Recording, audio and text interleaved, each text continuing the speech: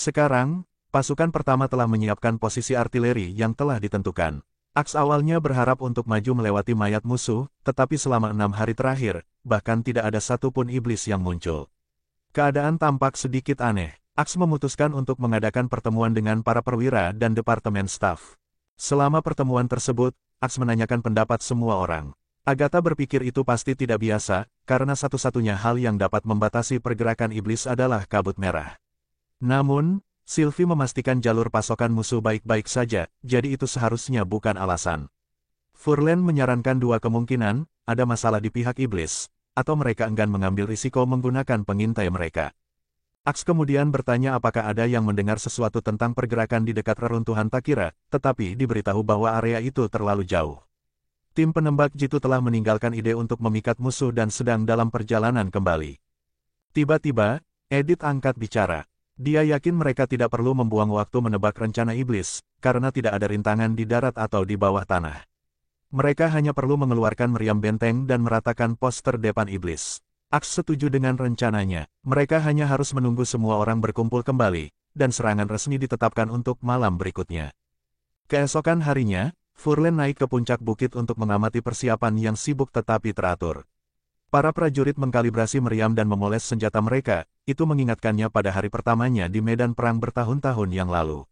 Di belakangnya, sebuah suara yang dikenalnya menyela pikirannya, bertanya apakah dia sudah menemukan jawaban untuk pertanyaan khusus itu di benaknya.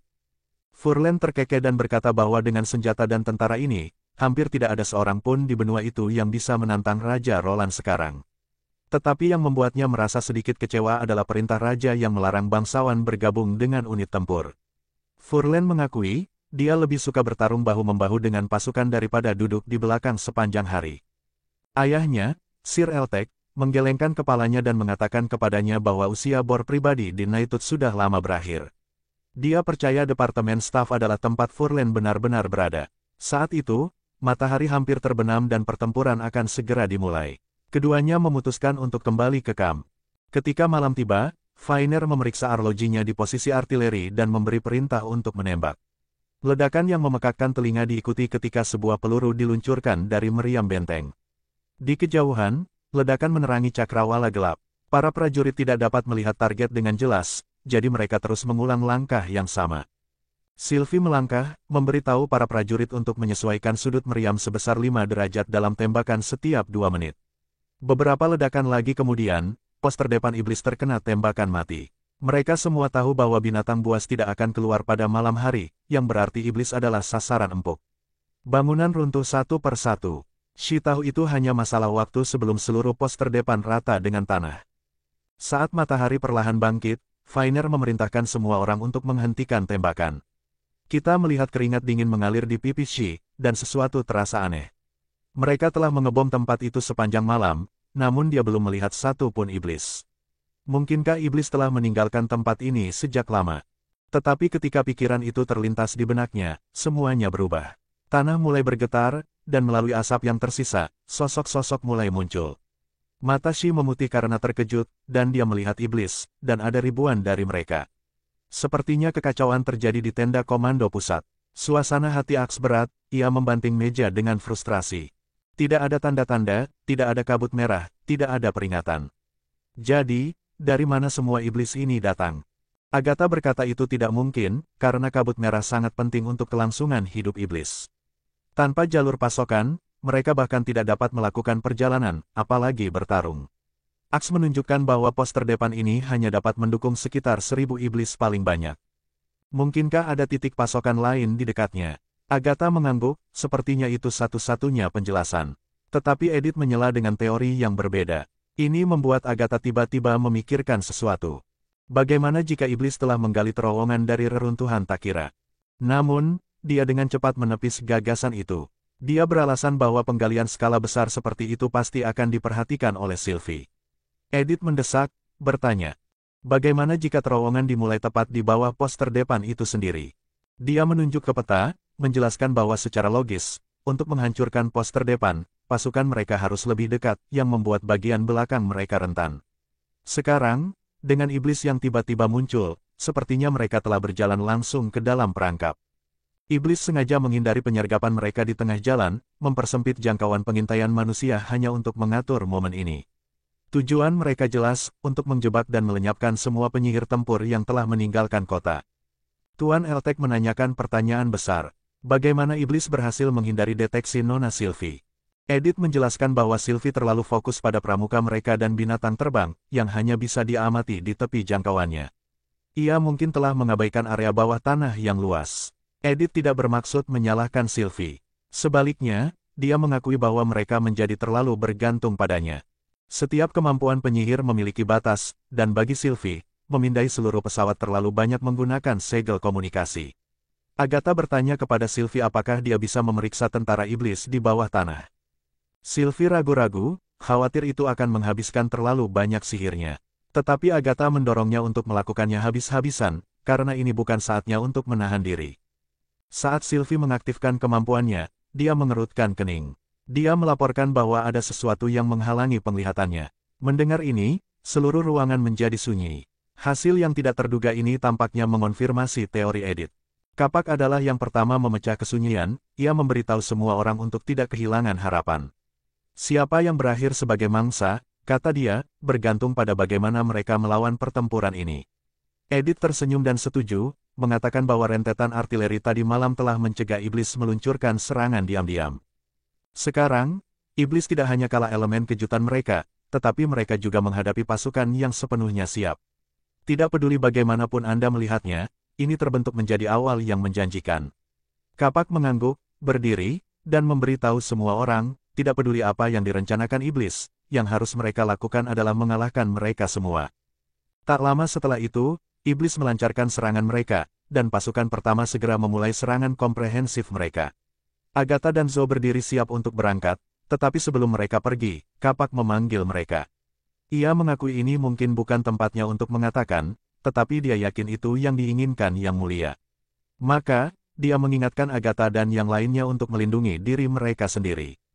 Keduanya tersenyum, meyakinkannya bahwa mereka akan baik-baik saja. Di garis depan, prajurit pasukan pertama sudah dipersenjatai dengan senapan kaliber tinggi dan senapan mesin berat. Segera setelah iblis memasuki jangkauan, beberapa dari mereka terkena. Zoe bergumam bahwa makhluk-makhluk ini menjijikkan baginya, dan jika salah satu dari mereka menyentuh tanah, dia akan mencabik-cabik mereka sendiri. Agatha penasaran, bertanya-tanya mengapa iblis tidak melemparkan tombak mereka. Di atas, iblis terbang melewati posisi mereka, mengabaikan para prajurit sepenuhnya, dan menyerang ke arah belakang, tempat tim artileri ditempatkan. Menyadari apa yang terjadi, Agatha dan Zoe melesat ke belakang, ke arah kru senapan mesin berat. Seorang pengintai muda dengan gugup bertanya kepada pemimpin regu mengapa mereka tidak menembaki iblis yang sudah berada dalam jarak 900 meter. Pemimpin regu menyuruhnya untuk menahan diri sampai mereka mendekati 300 meter. Ia mengerti bahwa senapan mesin berat memiliki jangkauan lebih dari 1.500 meter, tetapi sulit untuk mengenai target terbang secara akurat dalam pertempuran nyata. Jika mereka membuang seluruh kotak amunisi tanpa mendaratkan serangan apapun, itu bisa menghancurkan moral rekrutan baru. Segera, iblis terlihat jelas dan para pemimpin regu meneriakkan perintah untuk melepaskan tembakan. Semua orang menarik pelatuk mereka, dan peluru merobek iblis terdepan, menjatuhkan mereka seketika. Sorak-sorai meletus di antara para prajurit, dan mereka pikir mereka aman. Tetapi saat itu, pemimpin regu mendongak, ekspresinya menjadi gelap. Langit meredup, dan tombak turun dari atas. Ia berteriak pada semua orang untuk berlindung, tetapi tombak itu tidak diarahkan pada mereka. Seorang prajurit menoleh ke belakang tepat pada waktunya untuk mendengar serangkaian ledakan.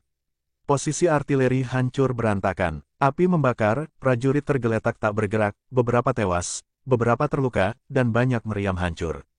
Para prajurit gemetar, tetapi pemimpin regu mengertakkan gigi dan membentak mereka agar berhenti membeku dan kembali ke posisi mereka. Mereka harus mengalahkan sebanyak mungkin iblis sebelum tim artileri pulih. Lebih banyak iblis menukik ke arah mereka, dengan satu mendarat tepat di depan. Zoe tiba tepat pada waktunya, dengan mudah, ia menghalangi iblis dengan satu dorongan tepat. Batang besinya menembus langsung tubuhnya. Dia menyeringai, mengagumi senjata baru yang mulia.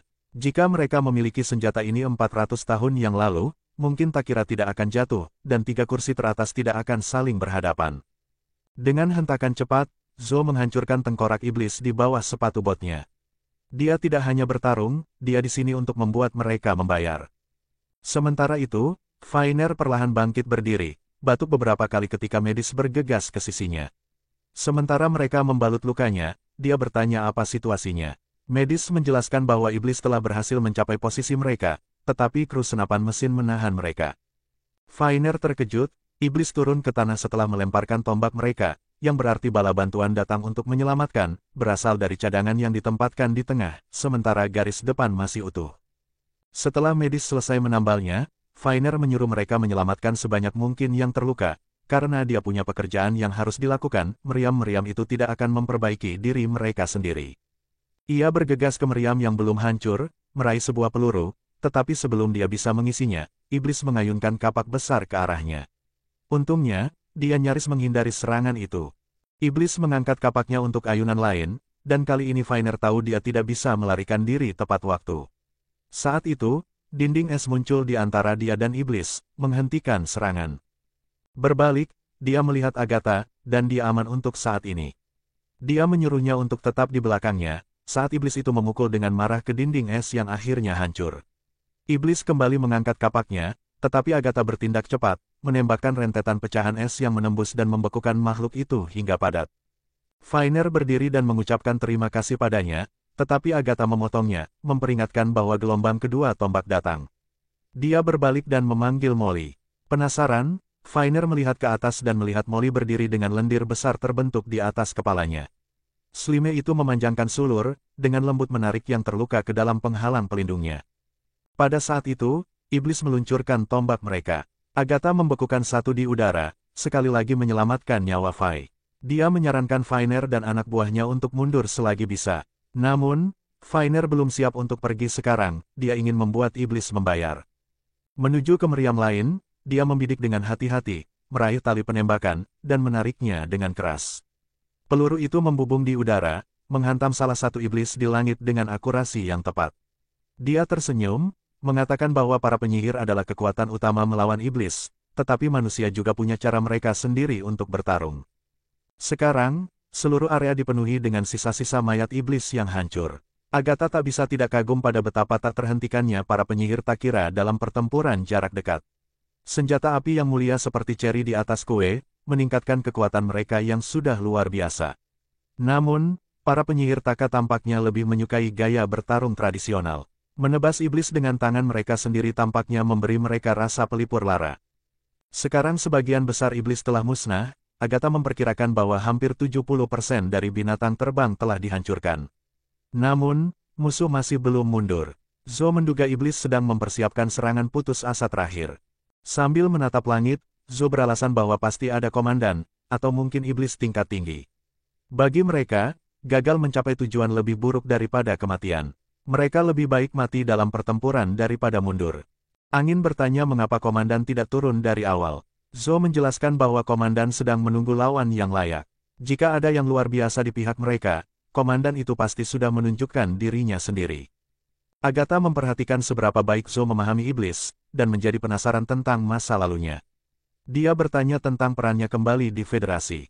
Ternyata, Zo pernah menjadi salah satu penjaga bayangan Lady Natalia, yang dikenal di Tentara Suci sebagai Teratai Merah. Sebelum Agatha dapat bertanya lebih banyak, iblis yang tersisa berkumpul kembali dan menyerang lagi. Zo memberitahu semua orang untuk fokus melindungi para mortal, dia akan menangani musuh-musuh ini sendiri. Namun, ketika dia bersiap untuk bertarung, suara si datang melalui segel komunikasi, memperingatkan bahwa ada beberapa reaksi sihir di antara musuh. Tiba-tiba, lebih banyak iblis keluar dari awan, bergerak sangat cepat hingga hanya tampak sebagai bayangan kabur. Target mereka beralih ke tim senapan mesin berat. Para prajurit mencoba mundur setelah menerima peringatan, tetapi sudah terlambat. Tanah bergetar hebat saat makhluk besar mendarat dengan hantaman gemuruh. Dari mulutnya, muncul iblis yang menjulang tinggi, berpakaian baju zirah hitam. Mata Agatha membelalak kaget saat dia menatapnya, dan dia bertanya-tanya, apa-apaan benda ini? Namun, monster itu tidak menjadi masalah besar. Zo menggunakan kemampuannya dan dengan cepat menyingkirkannya. Toira dan penyihir lain bergegas masuk untuk melindunginya. Iblis tingkat tinggi itu meraung, sihirnya membentuk senjata yang mengiris meriam di dekatnya seolah-olah itu kertas. Laras baja terbelah dua, tepinya bersinar seolah-olah hangus oleh panas yang hebat. Alih-alih terintimidasi, Zo menyeringai dan mulai mengejek iblis itu. Dia mengejeknya dengan mengatakan bahwa manusia biasa telah mengalahkan mereka. Iblis itu mengalihkan tatapan marahnya ke arahnya, dan Zo hanya mencibir, mengatakan sudah waktunya baginya untuk merasakan amarah dari 400 tahun penderitaan. Serangan iblis berikutnya diblokir oleh upaya gabungan para penyihir teh yang membentuk medan hukuman dewa untuk menetralkan sihirnya. Iblis senjata itu hancur karena kekuatan itu, dan di dekatnya, para penyihir tak kira mengarahkan senapan mereka ke arahnya. Penghalang sihir biru berkedip saat peluru mengenai sasaran, tetapi penghalang itu meredup dan memudar segera setelah tembakan beruntun lainnya menyusul, memaksa iblis itu tersandung ke belakang. Baju besinya yang tampaknya tidak bisa dihancurkan tertusuk dan jatuh dengan keras ke tanah. Zo mendekat perlahan. Agatha bertanya apakah dia tidak akan menghabisi iblis itu. Zo menjelaskan bahwa bahkan iblis memiliki batas generasi mereka. Begitu sihir mereka habis, mereka mati dengan sendirinya. Iblis itu tergeletak gemetar, darah mengalir dari baju besinya meskipun sihir penyembuhan ungunya masih aktif. Itu tidak lagi cukup untuk menyembuhkannya sepenuhnya, tetapi Zo tidak berniat membiarkannya mati sekarang. Dia berencana untuk mengobati lukanya dan memberinya beberapa kabut merah untuk memperpanjang hidupnya selama beberapa hari lagi. Agatha terkejut dan bertanya apa yang direncanakan Zo. Zo mengungkapkan niatnya agar Camilla menggunakan kemampuannya untuk terhubung dengan pikiran iblis itu. Berisiko, tetapi pengetahuan di otak seorang komandan iblis tingkat tinggi sepadan dengan pertaruhannya. Agatha mengakui bahwa di era Takira, kesempatan seperti itu akan menjadi tak tertahankan bagi kepemimpinan, tetapi sekarang, di bawah aturan Roland dan dengan Tilly di sisinya, tidak ada yang akan memaksa penyihir untuk mengambil risiko seperti itu, kecuali dia mengajukan diri.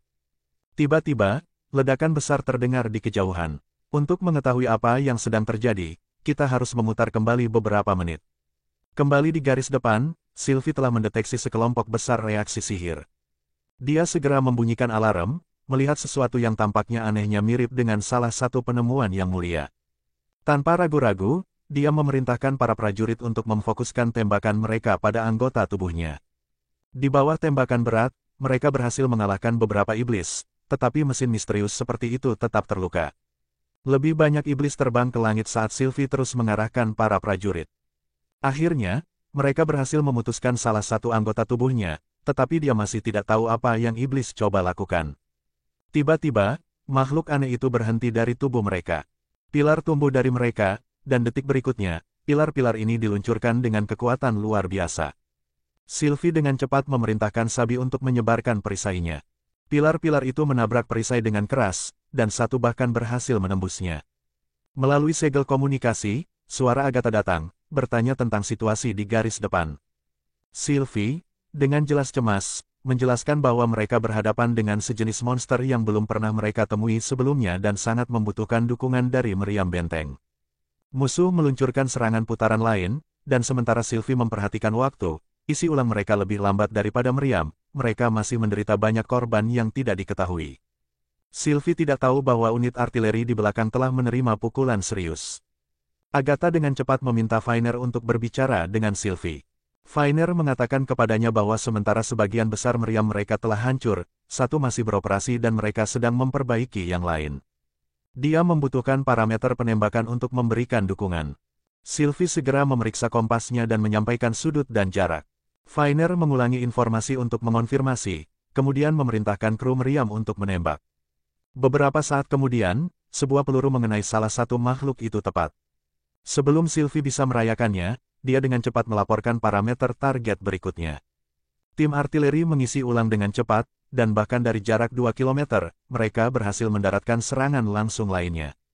Tetapi kemudian, beberapa iblis muncul dari belakang makhluk itu, menggunakan mereka sebagai perlindungan untuk menyerang garis depan. Untungnya, Angkatan Darat Pertama telah memasang kawat berduri, dan regu senapan mesin segera bereaksi di bawah rentetan peluru. Para iblis terbunuh dalam hitungan detik. Tanpa perlindungan, makhluk-makhluk itu gelombang pertempuran berubah total. Para iblis bahkan tidak bisa melemparkan tombak mereka sebelum dibantai oleh tembakan. Segera, para iblis yang tersisa mulai mundur. Para penembak mesin terus menembak, dan saat itu, beberapa unit artileri bergabung dalam pertempuran. Sylvie memberikan koordinat terakhir, dan mereka berhasil menghancurkan sisa makhluk-makhluk itu.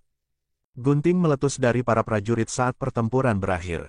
Mereka dengan cepat mulai membersihkan medan perang, mengumpulkan tumpukan mayat iblis dan membakarnya sambil memulihkan semua batu ajaib. Hitungan terakhir menunjukkan bahwa lebih dari 6.000 iblis telah terbunuh, setengah dari mereka dikeluarkan oleh artileri dan senapan mesin, sementara sisanya mati karena kurangnya red mist. Zhou tampak gembira, menyatakan pertempuran itu sukses besar. Semua orang akhirnya menghela nafas lega. Setelah 400 tahun, mereka telah melangkahkan kaki ke tanah yang terlupakan ini sekali lagi, dan kali ini, umat manusia telah mengklaim kemenangan yang diperoleh dengan susah payah melawan iblis. Pada saat ini, Roland akhirnya melakukan kontak dengan garis depan. Pertempuran telah menghasilkan hasil yang luar biasa. Mereka tidak hanya telah melenyapkan ribuan iblis, tetapi mereka juga menemukan lebih dari selusin binatang pengepungan yang telah dimodifikasi menjadi kendaraan transportasi. Roland ingat, makhluk-makhluk ini juga dapat digunakan oleh para penyihir. Zhou membenarkan hal ini dengan menjelaskan bahwa binatang-binatang itu ditenagai oleh batu-batu ajaib dan dapat dioperasikan dengan pelatihan minimal. Meskipun mereka lambat, mereka dapat membawa beban berat. Roland sejenak dan memutuskan mereka akan sempurna untuk Departemen Konstruksi. Tim teknik sangat membutuhkan kendaraan transportasi, dan kecepatan lambat sebenarnya akan menjadi keuntungan di kota itu. Mengganti persneling, Roland bertanya bagaimana iblis berhasil menghindari deteksi Sylvie. Agatha menjelaskan bahwa mereka telah menemukan terowongan bawah tanah di pos terdepan yang mengarah ke sebuah gua 2 km jauhnya. Di dalam gua itu, mereka menemukan pilar batu hukuman Tuhan yang besar. Sebenarnya, dia percaya ini adalah pos terdepan iblis yang sebenarnya. Mendengar ini, Roland terkejut. Itu tidak pernah terdengar, batu hukuman Tuhan yang cukup besar untuk menutupi seluruh kamp. Agatha menggambarkannya sebagai berdiameter hampir 5 meter dan tinggi 10 meter, dengan permukaan yang dipoles halus. Bahkan di puncak era federasi, pilar batu sebesar itu belum pernah terlihat. Roland memahami kesulitan luar biasa dalam membuat pilar seperti itu. Dia mengingat batu itu di dasar tambang North Slope. Saat itu, bahkan tembakan jarak dekat dari senapan musket hanya akan meninggalkan bekas samar di permukaannya.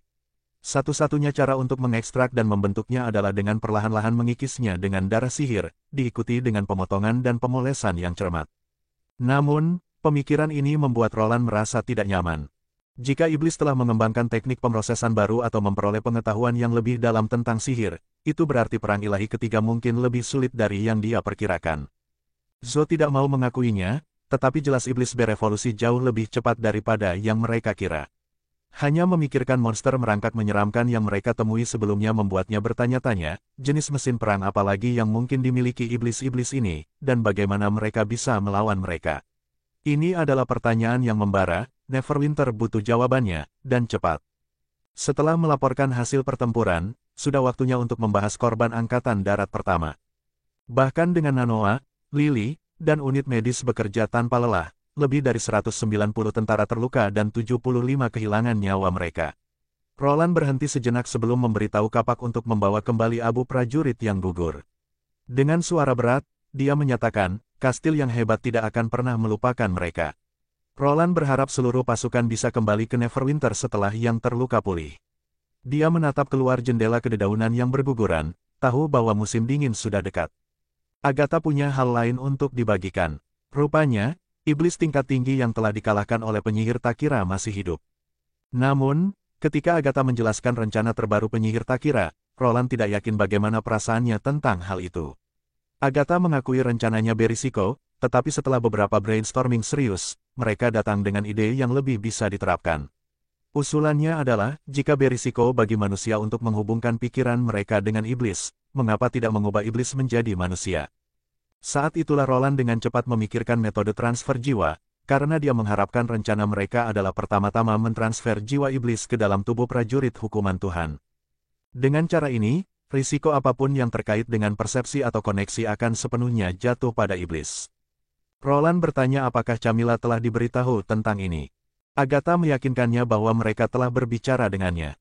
Pada awalnya, Camilla dengan tegas menentang gagasan itu, tetapi Zhou berhasil meyakinkannya. Ini mengejutkan Roland, karena Zhou tidak dikenal sebagai orang yang persuasif. Zhou hanya tersenyum dan berkata bahwa dia memberitahu Camilla bahwa orang yang akan menghubungkan pikiran mereka dengan iblis tidak lain adalah dirinya sendiri. Sebagai orang yang membuat rencana itu, dia percaya itu adalah tanggung jawabnya untuk mengambil semua risiko.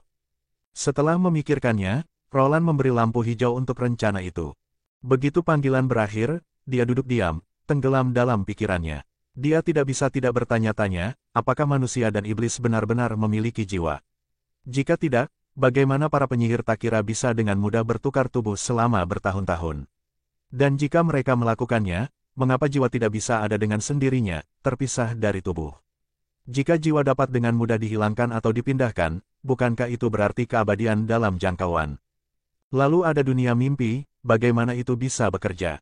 Dan bagaimana dengan catatan peradaban bawah tanah yang berbicara tentang makhluk cahaya yang mengarah ke alam ilahi? Menatap keluar jendela, Roland menyadari bahwa hanya dengan memahami sifat sejati sihir dan perang ilahi, misteri ini dapat terungkap. Di hari-hari berikutnya, proyek industri utama Neverwinter membuat beberapa kemajuan luar biasa. Tilly telah menyelesaikan manual penerbangan, dan generasi baru glider berjalan lancar. Dia bahkan mengingatkan Roland untuk memastikan desain sampul terlihat bagus. Sementara itu, generasi baru kapal perang baja, setelah beberapa peningkatan, akhirnya cukup stabil untuk mengarungi lautan. Menara penyihir yang dibangun khusus untuk Agatha juga selesai. 1,5 bulan kemudian, pasukan pertama akhirnya kembali ke Neverwinter. Orang-orang kota membentuk kelompok dan keluar untuk menyambut mereka. Roland, bersama dengan pejabat balai kota, secara pribadi menyambut para prajurit kembali. Dan pada hari itu juga, kepingan salju pertama musim dingin mulai turun. Iblis tingkat tinggi dibawa oleh para penyihir tak kira ke ruang tersembunyi jauh di bawah tanah. Sebelum pergi, Zo dengan santai memberitahu kelompok itu bahwa mereka hanya perlu memastikan iblis itu tidak mati.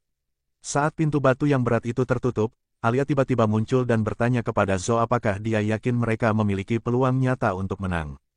Zo tersenyum dan menjawab bahwa mereka sudah menang, bukan? Alia memutar matanya dan mengetuk dahi Zo dengan tentakel, sambil berkata dia tahu persis apa yang Zo coba tanyakan.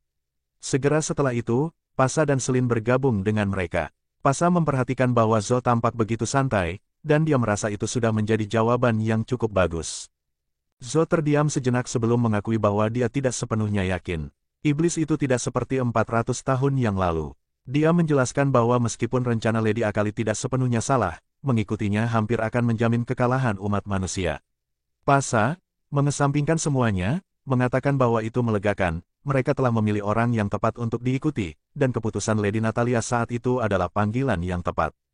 Dia merenungkan bagaimana hal-hal telah berubah, dan dia ingat bahwa bertahun-tahun yang lalu, keyakinan mereka yang berbeda telah menuntun mereka untuk berpihak pada Lady Natalia, yang memecah federasi. Penyergapan yang setia, yang tidak sepenuhnya adil, telah menghancurkan fondasi federasi. Bahkan sekarang, dia masih bisa membayangkan kawan-kawan lama mereka yang meninggal karena percaya bahwa mereka telah membuat pilihan yang salah, dan merekalah yang menghancurkan kesempatan terbaik penyihir untuk bertahan hidup. Selin mulai menangis, mengakui bahwa bahkan setelah 400 tahun, dia masih takut bahwa dia mungkin telah membuat kesalahan. Zo berjalan mendekat dan menghiburnya. Dengan mengatakan, sementara mereka tidak yakin siapa yang akhirnya akan menang, setidaknya ada harapan sekarang. Pasa melangkah lebih dekat dan melihat kelompok itu, ia bertanya apakah ini berarti mereka akhirnya bisa memenuhi keinginan Lady Natalia. Alia ragu-ragu dan menunjukkan bahwa mereka masih belum menemukan yang terpilih yang sebenarnya. Zo mengangkat bahu dan beralasan bahwa teks bawah tanah kuno tidak pernah menyebutkan apakah yang terpilih harus laki-laki atau perempuan, sementara yang terpilih ini tidak dapat mengaktifkan perangkat mereka, ia sama-sama mampu menghadapi iblis. Selin setuju dengan mengatakan tidak ada aturan yang menyatakan hanya ada satu yang terpilih, jika mereka menemukan penyihir baru yang lebih cocok, mereka selalu dapat bertukar nanti. Zo mengangguk, tetapi mengemukakan sesuatu yang lain. Camilla hanya menyetujui rencana untuk berhubungan dengan iblis setelah mengetahui bahwa Zo secara pribadi akan menempatkan dirinya dalam risiko. Namun, Zo menambahkan dengan senyum sarkastik, ini berarti perhatian Camilla terhadap keselamatan penyihir tidak termasuk monster seperti dirinya. Apa yang dikatakan Zo membuat suasana hati menjadi berat. Itu persis apa yang mereka khawatirkan. Meskipun mereka masih melihat diri mereka sebagai penyihir, mungkin generasi baru tidak selalu menganggap mereka dengan cara yang sama. Roland adalah satu-satunya yang menerima mereka begitu cepat, tetapi Pasa mengatakan dia tidak menyesali apapun. Dia tidak dapat mengendalikan apa yang mungkin terjadi di masa depan, tetapi mereka setidaknya dapat merencanakan ke depan dan mengukir jalan mereka sendiri. Alia menyeringai dan bertanya apakah rencana besar mereka adalah bersembunyi di pegunungan, menghilang dengan tenang, atau menggali lubang dan mengubur diri mereka sendiri. Pasa mengangkat tentakel dan menyatakan dengan sangat serius bahwa mereka tidak akan melakukan semua itu. Sebaliknya, dia berkata, mereka akan menjadi kekuatan yang sangat diperlukan bagi kerajaan manusia. Selin dengan lembut menepuk Zhou dan bertanya apakah Pasa mengacu pada jenis kekuatan yang dimiliki para penyihir hukuman Tuhan. Namun, dia beralasan bahwa tidak ada raja yang mungkin melihatnya seperti itu. Dia kemudian menjelaskan bahwa kekuatan mereka bukan hanya tentang kekuatan fisik, tetapi juga tentang pengetahuan. Di dunia mimpi yang mulia, ada perpustakaan, buku, dan cendekiawan, jika mereka mendedikasikan waktu untuk mempelajari bahkan pengetahuan paling dasar selama 1 dekade atau lebih, mereka bisa menjadi sekutu yang tak ternilai, yang sepenuhnya memahami visi raja. Karena manusia akan menua dan tumbuh lebih lemah seiring waktu, mereka dapat bekerja keras untuk menjadi pewaris sejati dari visi yang mulia. Pasa terkekeh dan memberi Selin tepukan main-main, mengatakan rencana itu hanya akan penting jika mereka pertama-tama mengalahkan iblis. Untuk saat ini, dia menambahkan, mereka harus fokus pada penyempurnaan instrumen itu. Selin tertawa juga dan bercanda bahwa raja mereka mungkin tidak akan memiliki kesabaran untuk menunggu sampai besok. Setelah perayaan di luar berakhir, pihak mereka harus siap juga. Sementara perayaan berlanjut di luar, Roland telah tiba di kota perbatasan ketiga. Segera setelah dia melangkah masuk, dia disambut oleh para penyihir Takira yang berdiri dalam barisan yang tersusun sempurna di hadapannya. Sebelum dia dapat bertanya apa yang sedang terjadi, Pasa mulai berterima kasih padanya dan berjanji pada kesetiaan abadi kepada Roland. Roland terkejut, merasakan sikap mereka tiba-tiba menjadi jauh lebih hormat. Penghormatan formal mereka bahkan membuatnya bertanya-tanya apakah mereka sekarang melihatnya sebagai salah satu dari 3 kursi teratas federasi. Dengan cepat berdeham, Roland mengatakan kepada mereka tidak perlu formalitas seperti itu dan bersikeras bahwa kemenangan itu milik semua orang. Zhou, yang tampak bersemangat, menjawab bahwa itu sederhana, mereka hanya perlu menunggu iblis itu pulih sedikit, kemudian menusuknya lagi untuk memaksanya membakar lebih banyak sihir dan mempercepat penyembuhan diri. Nada dan ekspresinya mengejutkan Wendy dan Roland. Zhou menambahkan dengan santai bahwa, ketika dia baru dalam hal ini, dia telah menusuk iblis itu beberapa kali terlalu cepat, hampir menyebabkan iblis itu mati seketika. Roland terbatuk canggung dan menyarankan mereka bisa mulai sekarang. Selena mengulurkan tentakelnya untuk mengaktifkan batu ajaib, sementara Pasa membantunya. Batu itu mulai bersinar terang. Selin mengumumkan bahwa inti nomor 3 telah disetel ke instrumen jiwa batu ajaib, dan mereka dapat melanjutkan. Di saat berikutnya, cahaya menelan kedua tubuh. Selin menyebutkan bahwa keberuntungan ada di pihak mereka, dan mereka telah berhasil menangkap jiwa. Sekarang mereka hanya harus menunggu. Tiba-tiba, prajurit hukuman Tuhan yang sebelumnya tidak bergerak tersentak hidup, matanya terbuka lebar, wajahnya berkerut kesakitan, dan tubuhnya gemetar tak terkendali. Zhou menjelaskan bahwa ini diharapkan, karena dimasukkan ke dalam tubuh yang tidak dikenal akan selalu menyebabkan reaksi seperti ini. Dia menambahkan bahwa ketika mereka pertama kali berubah, mereka mengalami hal serupa, tanpa bantuan, bahkan tugas-tugas dasar seperti makan pun tidak mungkin dilakukan. Zhou berjalan ke salah satu ranjang batu dan berkata bahwa ketika iblis kewalahan secara mental, ini adalah kesempatan terbaik mereka.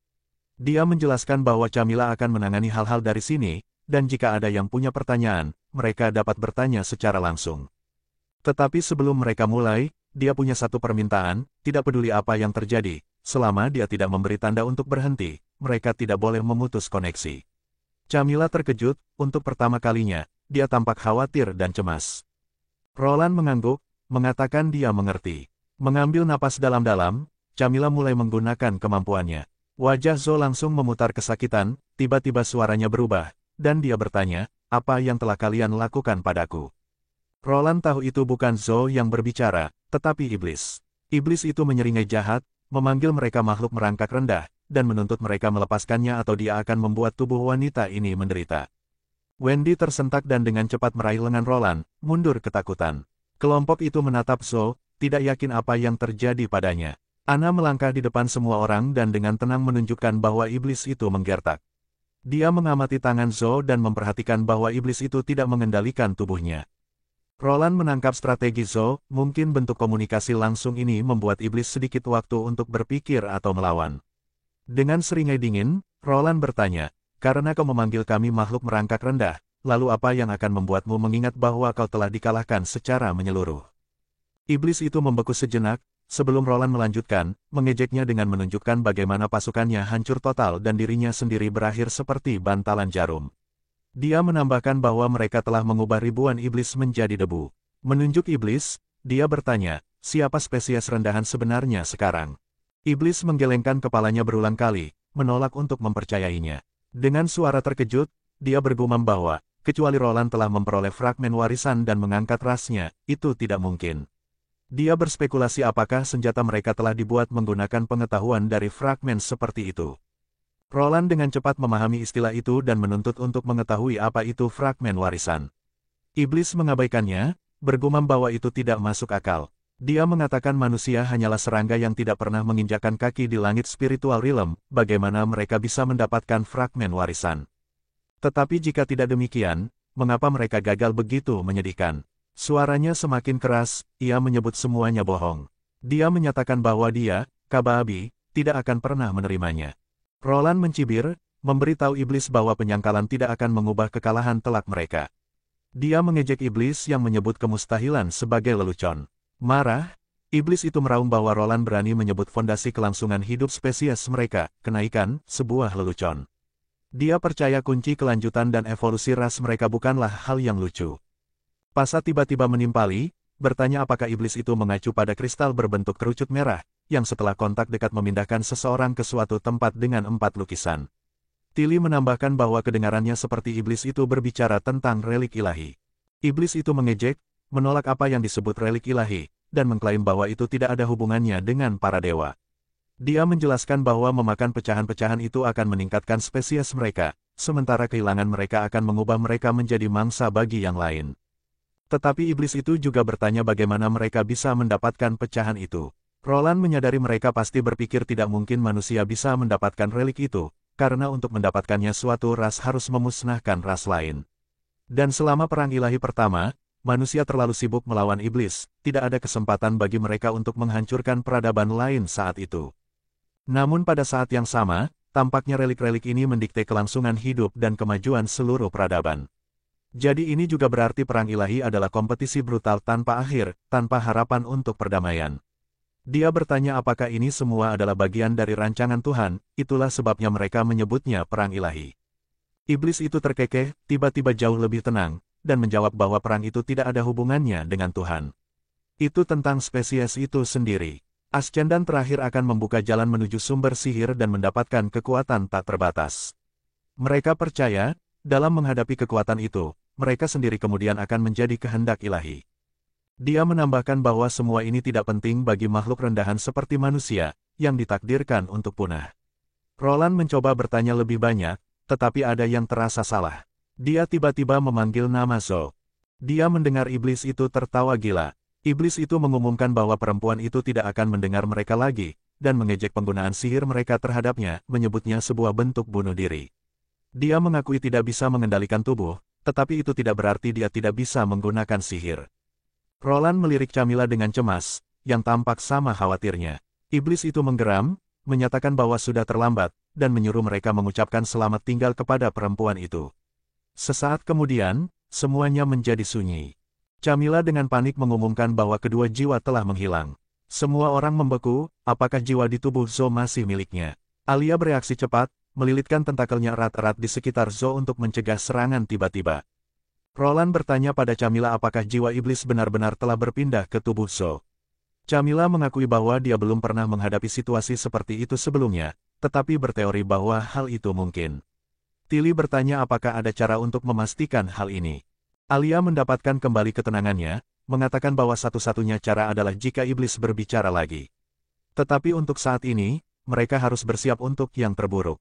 Setelah hening sejenak, Roland tiba-tiba memikirkan sebuah ide.